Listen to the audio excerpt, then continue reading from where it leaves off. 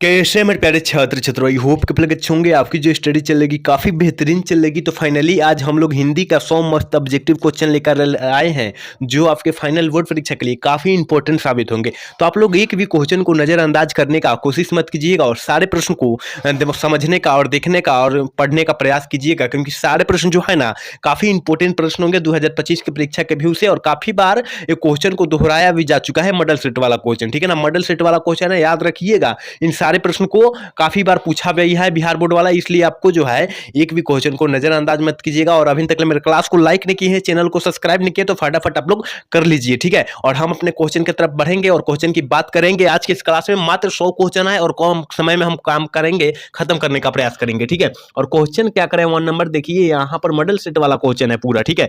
कह रहा है, देखिए, कह रहा है कि बालकृष्ण भट्ट, 1 नंबर क्वेश्चन का, बालकृष्ण भट्ट का जन्म कब हुआ था। अब की बार काफी ज्यादा चांसेस है जन्म मरण पूछने का, ठीक है ना। जन्म कब हुआ था, मरण कब हुआ था, पुरस्कार कब मिला गया था, ये सारे प्रश्न को अब की बार पूछे जाने का काफी ज्यादा संभावना है, क्योंकि काफी समय से नहीं पूछा जा रहा है, काफी वर्षों से जन्म मरण नहीं पूछा जा रहा है, जिसके कारण अब की बार पूछे जाने का काफी ज्यादा संभावना है। तो आपको जो है टेंशन नहीं लेना है, इस क्लास में सारे क्वेश्चन मिल जाएंगे अवेलेबल, ठीक है ना। तो जल्दी से आप लोग बता दीजिए कि बालकृष्ण भट्ट का जन्म जो हुआ था कब हुआ था। तो आपको पता है मेरे भाई कि बालकृष्ण भट्ट का जो जन्म हुआ था 23 जून 1844 ईस्वी को हुआ था। ऑप्शन बी मारना है, ये नहीं मारना है। देखिए, काफी बच्चे ऑप्शन नहीं मार देंगे। 23 जून 1884 देखिए कि मार देंगे, वहां पर आगे देखना है, पढ़ना है, वहां पर हाथ रखना है और हाथ रखकर तब वहां पर टिक करना है, ठीक है ना, याद रखिएगा। चलिए, क्वेश्चन नंबर 2 क्या करें मेरे भाई, करें बातचीत शीर्षक निबंध के निबंधकार कौन है। और काफी इंपॉर्टेंट प्रश्न ही होंगे। कह रहा है कि बातचीत शीर्षक निबंध के निबंधकार कौन है। तो आपको पता है मेरे भाई कि बातचीत जहां कह दिया वहां बालकृष्ण भट्ट जी आएंगे। ऑप्शन जो हो जाएगा डी, हम लोग 2 का ऑप्शन डी टिक करेंगे। एक भी क्वेश्चन को हम लोग छोड़ने का प्रयास नहीं करेंगे और सारे क्वेश्चन को किसी भी हाल में पढ़ने का प्रयास करेंगे, ठीक है। चलिए, क्वेश्चन नंबर 3 क्या करें मेरे भाई, कह रहे कि गुलेरी जी ने कुल कितनी कहानियां लिखे थे। तो आपको पता है मेरे भाई कि गुलेरी जी ने वो कुल कहानियां जो लिखे थे 5 कहानियां लिखे थे। ऑप्शन जो हो जाएगा सी, हम लोग टिक कर देंगे। आप लोग एक भी क्वेश्चन को छोड़ने का प्रयास मत कीजिए और सारे प्रश्न काफी इंपॉर्टेंट प्रश्न होंगे, याद रखिएगा। देखिए, यहाँ पर एक और क्वेश्चन पूछेगा कि गुलेरी जी का पूरा फुल नाम क्या होता है। तो याद रखिएगा, चंद्रधर शर्मा गुलेरी पूरा फुल नाम होता है, याद रखिएगा, पूरा नाम याद रखना है ना।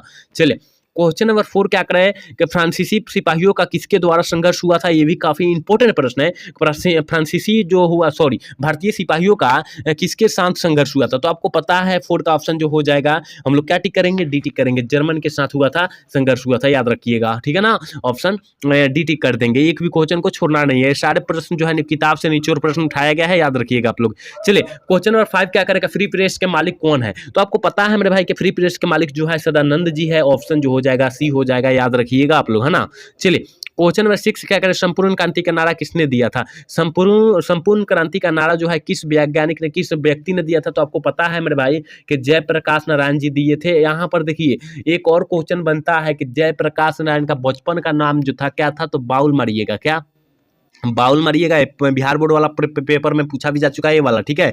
और पूछेगा कि संपूर्ण क्रांति का नारा किसने लगाया, यहाँ तो पूछ ही दिया। और पूछेगा कि देखिए कि जयप्रकाश नारायण छात्र आंदोलन कब किए थे। काफी इंपॉर्टेंट ये भी प्रश्न है, क्योंकि ये भी काफी बार पूछा जा चुका है बिहार बोर्ड में, ठीक है। तो याद रखिएगा कितना कब में हुआ था संपूर्ण क्रांति का। देखिए, तो 5 जून 1974 ईस्वी को छात्र आंदोलन हुआ था। क्या, छात्र 74 ईस्वी को छात्र आंदोलन हुआ था। पटना के गांधी मैदान में हुआ था, याद रखिएगा आप लोग, है ना। यहाँ पर 3 से 4 क्वेश्चन हम बतलाए, जो भी एक्स्ट्रा क्वेश्चन बतलाएंगे वो अच्छे से आप लोग गेन करके रखिएगा, क्योंकि वो भी काफी इंपॉर्टेंट बिहार बोर्ड से क्वेश्चन होंगे, ठीक है। चले, 7 नंबर क्वेश्चन क्या कह रहा है कि 1974 में बिहार प्रदेश के मुख्यमंत्री कौन थे। और काफी इंपॉर्टेंट प्रश्न है, ये प्रश्न को आप लोग अच्छे से याद कीजिएगा, क्योंकि उस समय जो है वहाँ जयप्रकाश नारायण जी का ऊपर जो है लाठीचार्ज हुई थी उसी समय, 1974 में जब छात्र आंदोलन हुआ था उसी समय। तो कौन थे, तो याद रखिएगा 7 का ऑप्शन जो हो जाएगा बी हो जाएगा, अब्दुल गफूर थे, ठीक है। ऑप्शन जो हो जाएगा बी हम लोग टिक कर देंगे, याद रखिएगा। चलिए, क्वेश्चन नंबर 8 क्या करें मेरे भाई, करें प्रजा सोशलिस्ट पार्टी का गठन जो हुआ था कब हुआ था। तो ये याद रखना है, 8 का ऑप्शन जो हो जाएगा ये हो जाएगा 1952 ईस्वी में हुआ था। ऑप्शन ए हम लोग फाइनली टिक करेंगे, याद रखिएगा, ठीक है। एक बार सारे बच्चे क्लास को लाइक करेंगे, चैनल को सब्सक्राइब करेंगे सारे बच्चे, और अपने दोस्त के पास शेयर भी करेंगे, वो भी क्लास का भरपूर लाभ उठा ले, क्योंकि ऐसा प्रश्न आपको कहीं नहीं मिलने वाला है, ठीक है ना, क्योंकि किताब से पूरा निचोड़ क्वेश्चन उठाया जा रहा है आपके लिए, ठीक है। चलिए क्वेश्चन नंबर 9 क्या कर रहा है मेरे भाई, कह रहा है ना रामधारी सिंह दिनकर के पिता का क्या नाम था, काफी इंपॉर्टेंट प्रश्न है, तो याद रखिएगा रामधारी सिंह दिनकर के पिता का नाम जो था रवित सिंह था। ऑप्शन जो हो जाएगा 9 का ऑप्शन हम लोग वीटी करेंगे, ठीक है। चलिए क्वेश्चन नंबर 10 क्या करे कि अर्धनारीश्वर का काल्पित रूप क्या है, और देखिए अर्धनारीश्वर आगे पाठ कौन से व्यक्ति लिखे आगे ही हमको बतलाइए, ठीक है ना। आगे ये पहले क्वेश्चन को बतलाइए आंसर कि अर्धनारीश्वर पाठ कौन से व्यक्ति लिखे हैं, तो आपको पता है भाई कि रामधारी सिंह दिनकर द्वारा अर्धनारी पाठ ईश्वर लिखा गया है, याद रखिएगा आप लोग, ठीक है। और यहाँ पर पूछा जा रहा है कि काल्पित रूप पूछा रहा है, मतलब वहाँ का वास्तविक का पूछा जा रहा है, वास्तविक रूप पूछा जा रहा है, तो याद रखिएगा क्या मारेंगे, वो शिव और पार्वती की है। ऑप्शन जो हो जाएगा बी हम लोग फाइनली टिक कर देंगे, ठीक है। चलिए क्वेश्चन नंबर 11 क्या करेंगे, प्रेमचंद्र थे, प्रेमचंद्र जी क्या थे, तो आपको पता है मेरे भाई कि प्रेमचंद्र जो जी थे वो कथाकार थे, ठीक है ना। कौन थे, कथाकार थे। ऑप्शन जो हो जाएगा फाइनली ऑप्शन बी हम लोग टिक करेंगे। याद रखिएगा इन सारे प्रश्नों को, याद रखिएगा क्योंकि इन सारे प्रश्न अब की बार बिहार बोर्ड में पूछे जाने का काफी ज्यादा आसान है, पूछे जाने का आशा है, ठीक है। चलिए क्वेश्चन नंबर 12 क्या करें कि संस्कृत के 4 अध्याय किसकी कृति है। देखिए संस्कृत के 4 अध्याय किस लेखक की कृति है, तो याद रखिएगा रामधारी सिंह दिनकर जी की है। ऑप्शन जो हो जाएगा 12 का ऑप्शन हम लोग ना डी टिक करेंगे। याद रखिएगा इन सारे प्रश्नों को याद रखना होगा काफी ज्यादा, ठीक है। मालती का पति क्या था, तो मालती का पति डॉक्टर था और एक ग्रेगिन नामक बीमारी का क्या कर रहा था, इलाज कर रहा था, ठीक है ना। और मालती के पति का नाम पूछेगा, मान लीजिए मालती के पति क्या कर रहा था, यह पूछा, डॉक्टर का डॉक्टर था और उसका नाम क्या था, तो महेश्वर मारिएगा, महेश्वर मरना है आपको, ठीक है ना। और एक ग्रेगी नामक बीमारी का ऑपरेशन करके आया था घर पर, ठीक है। चलिए क्वेश्चन नंबर 14 करें कि रोज इनमें से क्या है, रोज कहानी रोज जो कहानी है क्या है, तो एक प्रकार हम आंसर में बोल दिए रोज जो है एक प्रकार का कहानी है। ऑप्शन जो हो जाएगा 14 का ऑप्शन जो हो जाएगा बी हो जाएगा, ठीक है। चलिए क्वेश्चन नंबर 15 क्या करें कि रोज कहानी के लेखक कौन है, तो याद रखिएगा रोज कहानी बोल दिया ना, रोज कहानी जब बोलेगा तो रोज कहानी के जो लेखक है अज्ञे जी है, और पूछेगा अज्ञे जी का पूरा नाम, तो याद रखिएगा सचितानंद हीरानंद वात्स्य अज्ञे होता है, याद रखिएगा। तो ऑप्शन जो हो जाएगा फाइनली ऑप्शन बी हम लोग टिक करेंगे, याद रखिएगा। चलिए क्वेश्चन नंबर 16 क्या करें कि मालती किस कहानी की पात्रा है। देखिए मालती किस कहानी की पात्रा है, तो अभी हम क्या बोले थे, रोज कहानी की पात्रा जो है मालती है। ऑप्शन जो हो जाएगा बी हो जाएगा। और मालती के पति का नाम क्या था, महेश्वर था। अभी हम क्वेश्चन का चर्चा की लेकिन फिर से बतला दे रहे, ठीक है।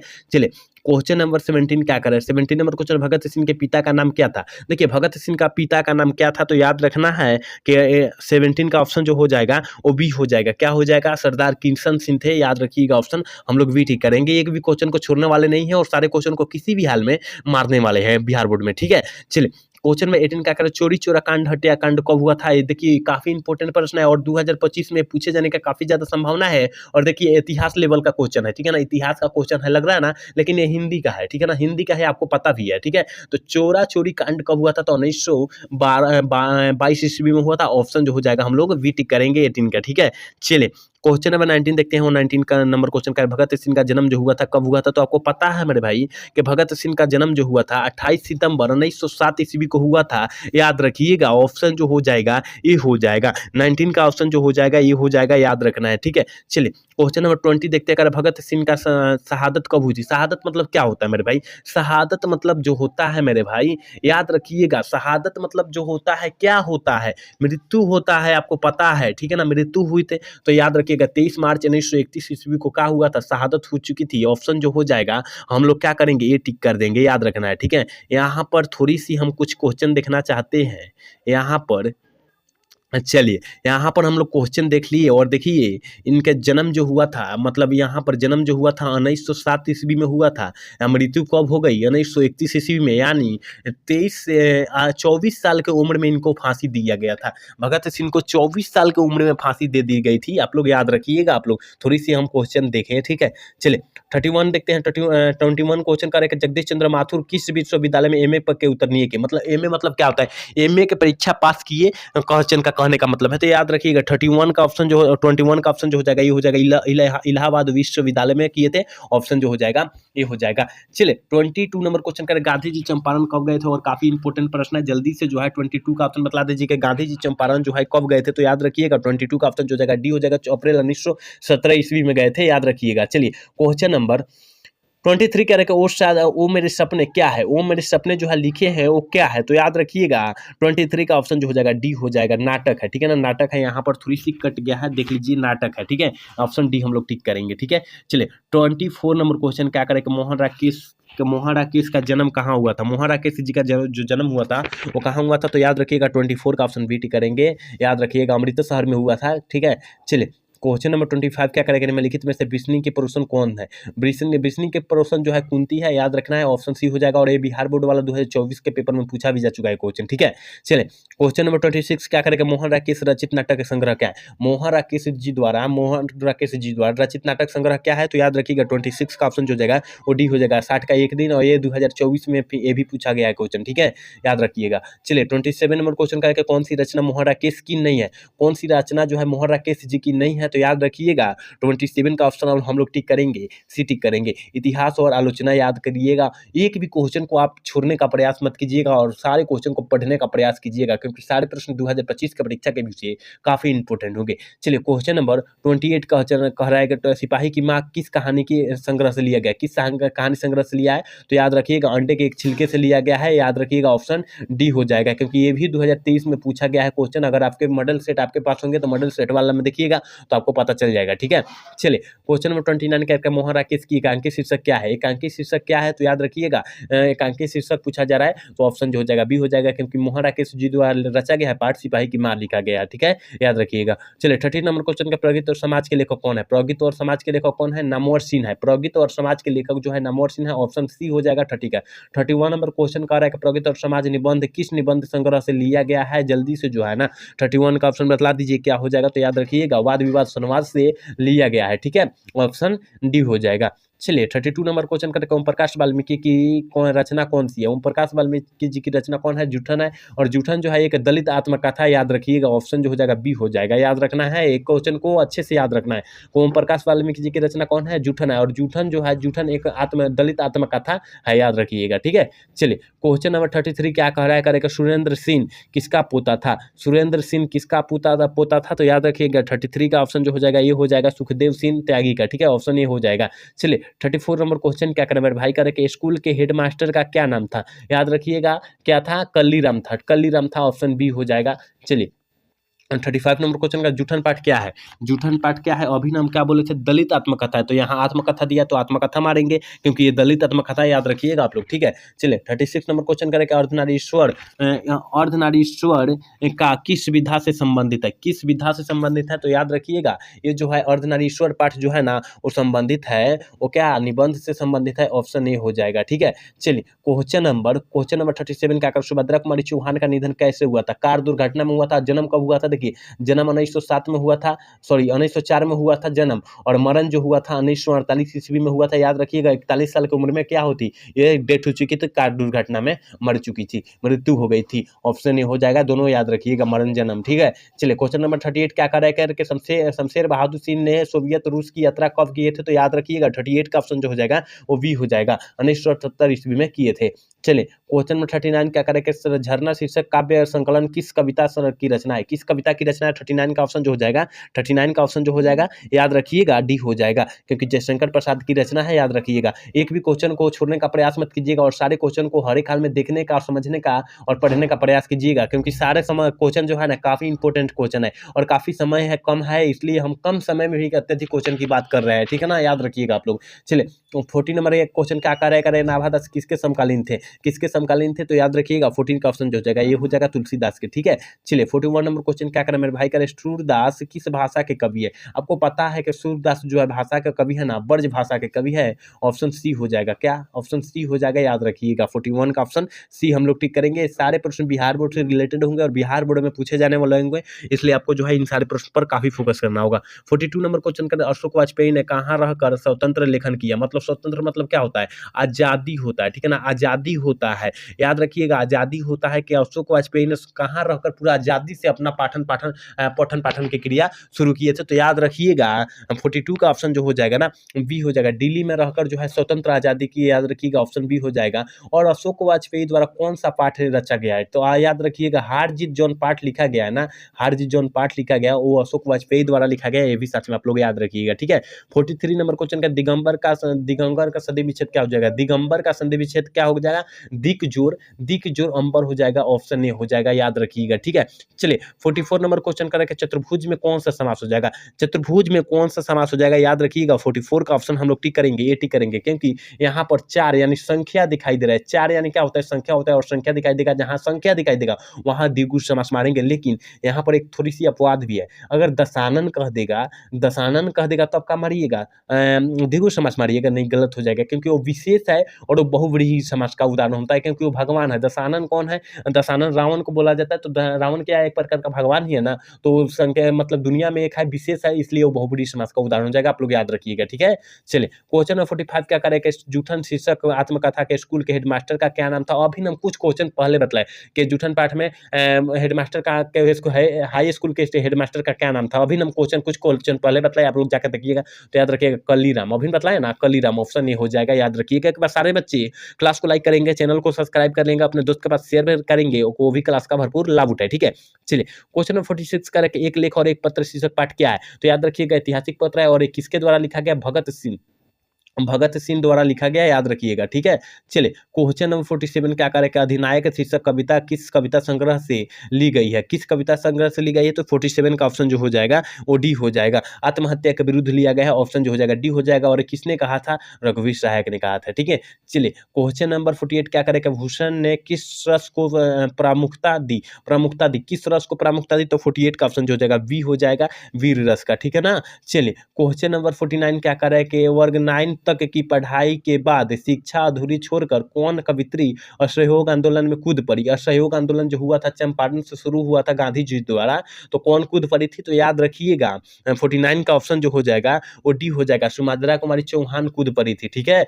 चलिए क्वेश्चन नंबर 50 क्या करें, हिंदी में वचन के कितने प्रकार होते हैं, हिंदी में वचन के प्रकार पूछा जा रहा है, तो याद रखिएगा 2 होते हैं, ऑप्शन सी हो जाएगा। चलिए क्वेश्चन नंबर 51 क्या करें, बातचीत के माध्यम से बालकृष्ण भट्ट क्या बतलाना चाहते हैं, याद रखिएगा बातचीत की शैली बतलाना चाहते हैं, और एडिसन के अनुसार बोला गया था कि ये असल बातचीत सिर्फ 2 व्यक्तियों में हो सकती है। तो यहाँ पर एक क्वेश्चन बनता है कि किसके द्वारा बोला गया था कि असल बातचीत 2 व्यक्तियों में हो सकता है, तो एडिसन के द्वारा, ठीक है ना। और एक एडिसन के अनुसार बोला गया था कि कितने लोगों में असल बातचीत हो सकती है, 2 लोगों में। ये 2 क्वेश्चन स्पष्ट रूप से याद रखिएगा, इसी टाइप से पूछेगा, सेम जिस तरह बोले ना उसी टाइम से बोले पूछेगा, ठीक है। तो आप लोग अच्छे से याद रखिएगा। चलिए 52 नंबर क्वेश्चन का है कि गुलेरी जी कुल कितने कहानियां लिखे, तो 3 लिखे थे, ये कुछ क्वेश्चन पहले ही हम बतलाए थे, ठीक है, आप लोग देख लीजिएगा। चलिए क्वेश्चन नंबर 53 क्या कह रहा है कि किस अस्पताल में दिनकर जी का निधन हुआ था। काफी इंपॉर्टेंट प्रश्न है कि किस अस्पताल में दिनकर जी का निधन हो चुका, तो याद रखिएगा बिल्डिंग नर्सिंग होम में हुआ था, ऑप्शन डी हो जाएगा, ठीक है। चलिए 54 नंबर क्वेश्चन करके अर्धनारीश्वर काल्पित रूप क्या है। अभी हम बतलाए भाई कि शंकर और पार्वती का काल्पित रूप अर्धनारीश्वर पाठ किया है, ठीक है ना, ये रामधारी सिंह दिनकर द्वारा लिखा गया है ये पाठ। चलिए क्वेश्चन नंबर 55 क्या करें, अज्ञेय किस वाद से संबंधित है, अज्ञेय जी किस वाद से संबंधित है, तो याद रखिएगा 55 का ऑप्शन जो हो जाएगा बी हो जाएगा, प्रयोगवाद से, ऑप्शन बी हम लोग टिक कर देंगे, ठीक है। चलिए क्वेश्चन नंबर 56 क्या कर रहे हैं कि भगत सिंह प्रभावित थे, सो भगत सिंह किससे प्रभावित थे, तो याद रखिएगा 56 का ऑप्शन जो हो जाएगा बी हो जाएगा, कार्ल मार्क्स से जो है क्या थे, प्रभावित थे, ऑप्शन बी हम लोग टिक कर देंगे। एक बार सारे बच्चे क्लास को लाइक करेंगे, चैनल को सब्सक्राइब करेंगे, अपने दोस्त के पास शेयर करेंगे, वो भी क्लास का भरपूर लाभ उठाए, ठीक है। चलिए 57 नंबर क्वेश्चन क्या कर रहा है, कह रहा है कि बहुजन ऑपरेशन के माध्यम से पुस्तक किसने लिखी, बहुजन ऑपरेशन के माध्यम पुस्तक किसने लिखी है, तो याद रखिएगा 57 का ऑप्शन जो हो जाएगा हम लोग वी टिक करेंगे, जगदीश चंद्र माथुर द्वारा रचा गया है पाठ को, ठीक है। चलिए क्वेश्चन नंबर 58 क्या करने में लिखित में विष्णु की पड़ोसन कौन थी, तो कुंती थी, कुंती कहाँ है, ऑप्शन सी में है, ऑप्शन सी हम लोग टिक कर देंगे। 59 नंबर क्वेश्चन क्या करने में लिखित में प्रवलय छाया कवि कौन है, प्रवलय छाया की कवि कौन है, तो याद रखिएगा 59 का ऑप्शन हम लोग टिक करेंगे, सी टिक करेंगे, ठीक है, जयशंकर प्रसाद जी है, याद रखिएगा। इन सारे प्रश्न को अच्छे तरीके से याद रखिए, क्योंकि इन सारे प्रश्न अब की बार बिहार बोर्ड में पूछे जाने का काफी ज्यादा संभावना है, और सारे प्रश्न को अच्छे से याद कर लीजिए, क्योंकि पूछ देगा तो आपको जो है वहाँ नजर आएगा, वहाँ क्या हो जाएगा, कठिनाई का सामना नहीं करना पड़ेगा आपको। ठीक है, चलिए 60 नंबर क्वेश्चन देखते हैं। और 60 नंबर क्वेश्चन क्या कह रहा है, देखिए 60 नंबर क्वेश्चन कह रहा है ना, ओम प्रकाश वाल्मीकि की रचना कौन सी है। ओम प्रकाश वाल्मीकि की रचना जो है कौन सी है, तो याद रखिएगा स्टार्ट का ऑप्शन जो हो जाएगा बी हो जाएगा, क्योंकि जूठन है और जूठन पाठ जो है एक प्रकार का दलित आत्मकथा है। ठीक है, चलिए 61 नंबर क्वेश्चन करेंगे, जख्म पर धूल शीर्षक कविता किसकी रचना है। जख्म पर धूल शीर्षक कविता किसकी रचना है, तो याद रखिएगा मलय जी की रचना है, ऑप्शन बी हो जाएगा। 62 नंबर क्वेश्चन क्या करेगा, तिरिच किसके लेखक थे, लेखक कौन है, तिरिच पाठ के लेखक कौन है, तो मलय जी है, ऑप्शन जो हो जाएगा ये हो जाएगा, याद रखिएगा। 62 का ऑप्शन सॉरी मलय जी कहाँ से हो जाएगा, ऑप्शन डी ना हो जाएगा, उदय प्रकाश जी ना है, ऑप्शन हम ये टिक कर रहे हैं, लेकिन देखिए ऑप्शन सी हो जाएगा। ठीक है ना, उदय प्रकाश जी ना है तिरिच पाठ के लेखक। चलिए 63 नंबर क्वेश्चन का, प्रेम के पीर के कवि कौन है। प्रेम के पीर के कवि कौन है, तो मलिक मोहम्मद जायसी जी। तो कहाँ है, ऑप्शन जो हो जाएगा डी हो जाएगा, क्योंकि यहाँ का केवल जायसी जी दिया है, लेकिन पूछेगा कि जायसी जी का मूल नाम क्या होता है, तो मलिक मोहम्मद जायसी जी, ये भी याद रखिएगा आप लोग। चलिए क्वेश्चन नंबर 64 क्या कर रहा है, 64 नंबर क्वेश्चन कह रहा है ना भाई, कृष्ण भक्ति शाखा के कवि कौन है। कृष्ण भक्ति मतलब कृष्ण जी की भक्त कौन है, तो याद रखिएगा 64 का हम लोग क्या, 64 का ऑप्शन जो हो जाएगा ये टिक करेंगे, सूरदास जी है। ठीक है, चलिए क्वेश्चन नंबर 65 क्या करेंगे, गीतावली किसकी रचना है। गीतावली जो है किस लेखक की रचना है, तो तुलसीदास की है, ऑप्शन बी हम लोग टिक कर देंगे, याद रखना है मेरे प्यारे भाई। चलिए क्वेश्चन नंबर 66 करेंगे, भक्तमाल किसकी रचयिता पाठ है, किसकी रचित पाठ है, तो याद रखिएगा 66 का ऑप्शन डी हो जाएगा, नाभादास की है, ऑप्शन डी हम लोग टिक करेंगे। चलिए क्वेश्चन नंबर 67 क्या करेंगे, शिवराज भूषण किसकी कृति है। शिवराज भूषण किसकी कृति है, तो याद रखिएगा 67 का ऑप्शन जो हो जाएगा सी हो जाएगा, भूषण जी की कृति है, याद रखना है। ठीक है, एक भी क्वेश्चन को नजरअंदाज नहीं करना है, सारे प्रश्न को अच्छे तरीके से देख लेना है, क्योंकि सारे प्रश्न बिहार बोर्ड से रिलेटेड होंगे। ठीक है, 68 नंबर क्वेश्चन करके, सरोज समृति किसकी रचना है। सरोज समृति जो है किस लेखक की रचना है, तो याद रखिएगा निराला जी की है, ऑप्शन बी हो जाएगा। चलिए क्वेश्चन नंबर 69 क्या करें, किसका जादू टूटता है, तो उषा का जादू टूटता है, ऑप्शन जो हो जाएगा बी हो ए हो जाएगा, याद रखिएगा। ठीक है, 70 नंबर क्वेश्चन करें कि मुक्ति बोध की माँ का नाम क्या था। मुक्ति बोध की माँ का नाम क्या था, तो याद रखिएगा 70 का ऑप्शन जो हो जाएगा बी हो जाएगा, पार्वती देवी था। लेकिन पूछेगा यहाँ कि मुक्ति बोध का पूरा नाम क्या होता है, तो गजानन माधव मुक्ति बोध पूरा नाम होता है, गजानन माधव मुक्ति बोध होता है, याद रखिएगा पूरा नाम। ठीक है,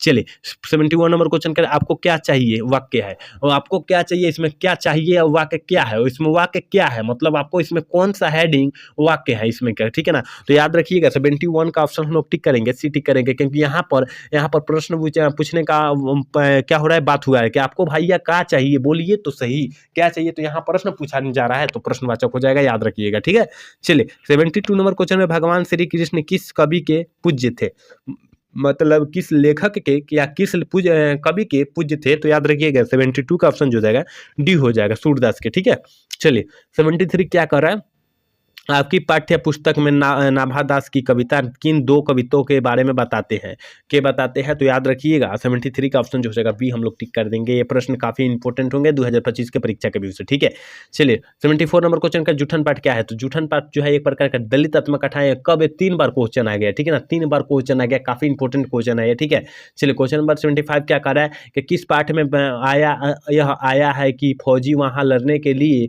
वे भाग गया। देखिए फौजी लड़ने के लिए वहां भाग गया, तो आंख मूंद कर सिपाही की मां मार देना है। ठीक है ना, जहां लड़ी और गोली बारूद की बात हुई वहां पर आपको जो है क्या मार देना है, सिपाही की मां, ऑप्शन सी हो जाएगा, क्योंकि वहां पे वर्मा में लड़ाई जो कर रहा था सिपाही बानक कर रहा था सिपाही के रूप में। ठीक है ना, तो आप लोग याद रखिएगा। ठीक है, 76 नंबर क्वेश्चन का, तिरिच कहानी के कहानीकार कौन है। तिरिच कहानी के कहानीकार कौन है, तो आपको पता है मेरे भाई कि उदय प्रकाश जी है, ऑप्शन जो हो जाएगा 76 का ऑप्शन जो हो जाएगा कि ये हो जाएगा, याद रखना है। ठीक है, 77 नंबर क्वेश्चन का, शिक्षा शीर्षक निबंध के निबंधकार कौन है, तो जे कृष्णमूर्ति जी है, ऑप्शन 77 का डी हो जाएगा।